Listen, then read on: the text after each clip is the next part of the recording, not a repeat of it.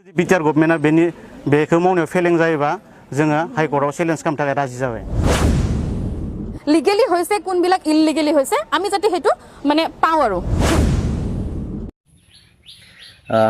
साननैसो सिगां बिटिआर सोरखारनि सोलोंथाइ बिफानाव जिटि आरो पिजिटि फोरोंगिरि साख्रि थिसननायनि सायाव गिदिर मोनसे अजद सिखारदों एग्जाम लिरगिरि केन्डिडेटफोरनिफ्राय।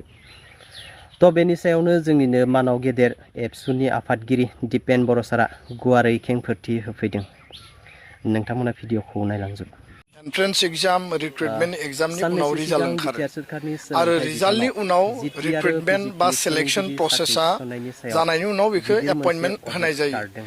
दा बेयाव इन्डिभिजुवेलि केन्डिडेटफोरा जायफोरा एप्लाइ खालामदोंमोन जायफोरनि एक्सपेक्टेशन दंमोन बयनियावबो गावबा गावनियाव मोनसे हिसाब निकास थायो आरो ग्रिभेन्सेसफोर थायो आरो बिथांमोनाबो सानदों जे मेरिटनि आधाराव आंबो मोननांगौमोन बैबो मोननांगौमोन।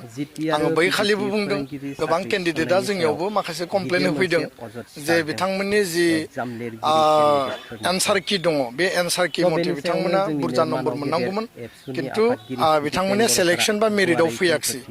दा बे मेटारखौ लानानै director of education Jagdish Prasad ब्रह्मखौ टेलिफननि बुंनाय जादों आरो जोंनिफ्राय बिथांखौ खावलायनायबो जादों जे एक सप्ताहनि जि मोनसे टाइम होनानै बिथांमोना केन्डिडेटफ्रा जुदि गावबा गाव ग्रिभेन्सेसफोर दङबा बेखौ साबमिट खालामनांगौ आरो बिनि उनाव बिथांमोना भेरिफाइ खालामगोन बा रिचेकिं खालामगोन। आं मैयाबो बिथांजों रायलायदों जे रावबो जाहाथे केन्डिडेटआ डाउट थाया ट्रान्सपारेन्ट आरो जि बिथांमोननियाव माने रिक्वेस्ट बा आपिल बिथांमोना माने साबमिट खालामदों बे मथे बिथांमोननो मिथिहोनायनि बेबस्था खालामनांगौ अब्लानिया केन्डिडेटफोरनियाव बे डाउटआ थानाय नङा आरो गोबां खोथाफोरा गोबां ओंखारो।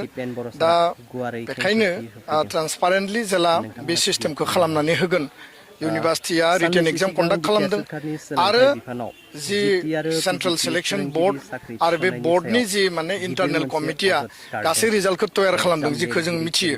दा बेखायनो एग्जाम कन्डाक्ट खालामग्रा बड'लेण्ड इउनिभार्सिटि बेनि माने कन्ट्रलार आरो central selection board director of education jointly गोरोबनानै बे स्टुडेन्टफोरनि जिखिनि ग्रिभेन्स दङ बेखौ रोखा खालामनानै होनांगौ आरो अब्लानो गासैबो थिग जागोन होननानै आं सानो आरो स्टुडेन्टनि केन्डिडेटनि जि ग्रिभेन्स बे ग्रिभेन्सखौ एड्रेस आरो रिड्रेस खालामनाया बयनिबो बिबान आं बेखिनिखौ मावनो थाखाय खावलायबाय।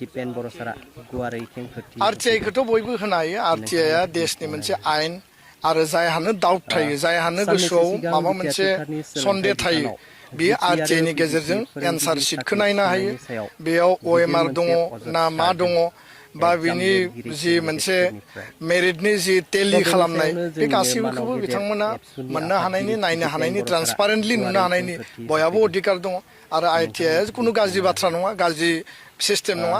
आरटिआइखौ नागरिकनि बा नोगोरारिनि अधिकारनि थाखायनो होदों जे राइट टु इनफरमेशन एक्टनि आन्दाराव बिथांमोना नुनो हायो नायनो हायो। दा बेखायनो सोरबा आरटिआइ होगोन सोरबा रिक्वेस्ट लेटार होगोन जाय जि लेभेलाव गैया मानो बे ट्रान्सपारेन्टलि बयनोबो बे इनफरमेशनखौ होयोब्लानो बे क्लियार जागोन।